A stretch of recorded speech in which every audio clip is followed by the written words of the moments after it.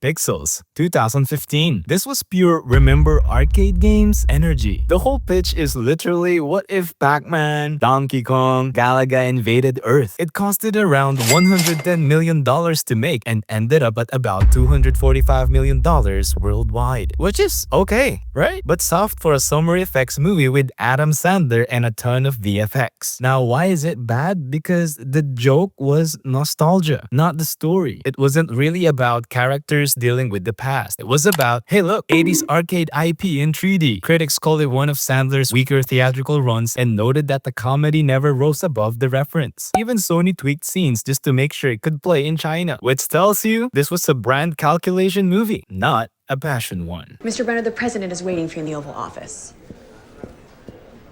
Somebody's more important. Power Rangers 2017. This should have been easy. 5 teens, Zords, Go-Go Power Rangers, and cash in on 90s kids. Instead, Lionsgate spent about $120 million and the film only made about $142 million worldwide. Trade reports estimated it actually lost money after marketing. So what went wrong? Nostalgia wasn't doing all the heavy lifting. They tried to Dark Knight a Saturday morning show. More drama, more origin, product placement, Krispy Kreme gag. Where? What does that mean? What's it called? It's a Krispy Kreme. Krispy Kreme. This is a special place. Very special. It must be. We gotta go to Krispy Kreme. But most people who showed up just wanted color-coded suits and giant robot action. The nostalgia audience came opening weekend at $40 million in the US. Then it dropped 64% right away, meaning even the fans didn't tell other people to watch it. The studio later admitted the PG-13 angle may have hurt it with actual kids. Men in Black International 2019. Nobody in 2019 was walking around saying, we need more MIB lore. But still, Sony made one. For about $110 million, it finished at $253 million worldwide. Which is, it's okay, but it's kind of low for a one huge franchise. Critics called it forgettable and said the series was running low on reasons to continue, which is true. That's a code for this exists because the brand used to be hot in 1997. Even the fun part, Hemsworth and Tessa Thompson reuniting after Thor Ragnarok, couldn't hide that the movie's spine wasn't just remember the suits, the guns, the neuralizer, the worms. It didn't have a new idea that will justify it for coming back. Catching up on my daily meditation. Time for lunch, I think. You hungry? It's 9:30. Perfect. Tuesday's taco day. The Mummy 2017. Universal literally said this will start the Dark Universe, a shared universe based on classic monster movies. That is industrial level nostalgia. They put Tom Cruise in it, spent somewhere between $125 million, made about $410 million. That's a lot. But the data says it still lost around $95 million because the costs were so high. The shared universe plan was basically scrapped after this. So why is it bad? Well, because it wasn't a movie nostalgia for Brendan Fraser's The Mummy, which people actually love. It was a corporate nostalgia for 1930s Universal monsters. Audiences didn't ask for that version. The tone was confused, half Tom Cruise action, half horror, and without fan excitement, a reboot that should have been a slam dunk became a warning sign. So, the franchise was ultimately cancelled. You can be that cure. Stop. A sacrifice. Just stop. For the greater good. I'm not interested in that at all.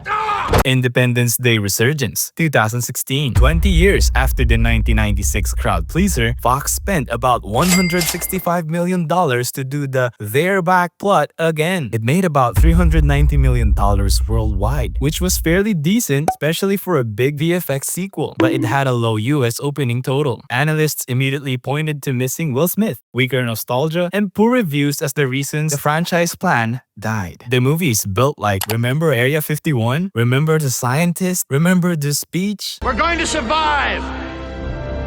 Today, we celebrate our Independence Day. But it didn't have the 1996 pop culture moment to back it up. Even articles at the time said people simply didn't have 20 years of pent-up ID4 energy the way studios assumed. Solo, a Star Wars story, 2018. This is almost the textbook case of nostalgia, but no one asked for this nostalgia. Lucasfilm spent at least $275 million and reshoots pushed it into one of the most expensive Star Wars films territory. But it only made $393 million worldwide, which most of them call the first Star Wars flop. It needed at least $500 million to break even. Fans like Han Solo, but they like Harrison Ford's Han Solo. A recast origin story that carefully explained his blaster, his name, his ship, his castle run. It felt like nostalgia homework. Even coverage said the production troubles and non-essential story kept people away. That's the problem. It was engineered to trigger affection, but the story itself wasn't burning to be told. What's your name, son? Han. What? Who are your people? I don't have people. I'm alone. Solo. Get out of here.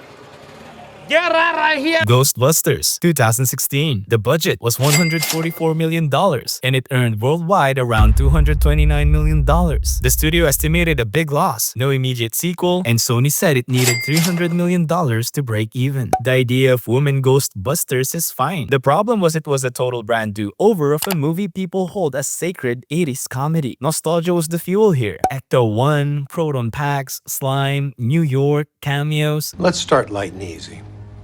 Why are you pretending to catch ghosts? But because it was a reboot, not a legacy sequel, the online discourse got toxic. The movie ended up being talked about for everything except being funny. Even Dan Aykroyd later said costs should have been managed better. Again, that's a studio trying to cash in on an old logo, not a film that organically grew an audience. Terminator Genisys, 2015. This movie literally recreates scenes from the Terminator and Terminator 2. Arnold is back as an old T-800. They twist the timeline. They say, "Come with me if you want to live."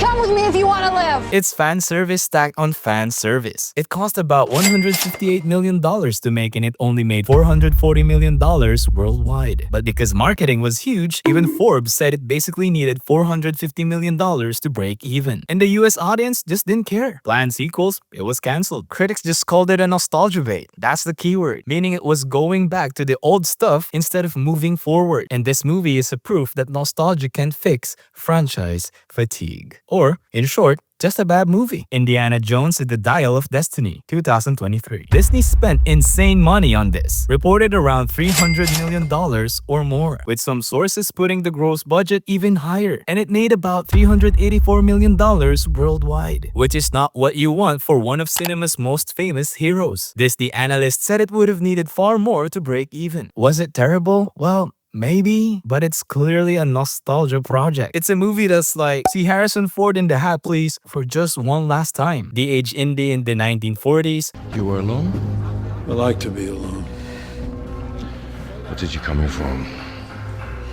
You got a lot of nice stuff. World War II stuff, John Williams score, shoutouts to old adventures, right? The problem exactly was 2020's coverage said audiences weren't rushing back for 80s style adventure the way they did for Top Gun Maverick. And this one didn't have a fresh look. It looked and felt like a very expensive goodbye that arrived too late. That's 8 minutes. Thank you for watching. Like the video and don't forget to subscribe for more flops.